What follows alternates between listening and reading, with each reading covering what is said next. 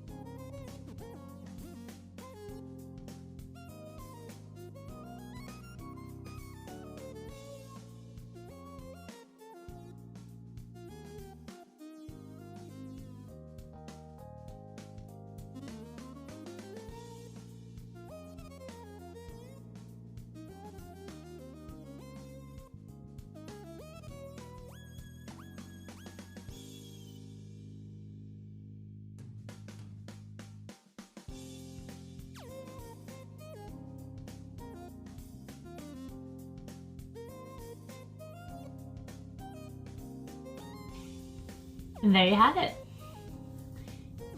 Usually it takes me a good 20-25 minutes to blow dry my hair, then straighten it and all that goodness.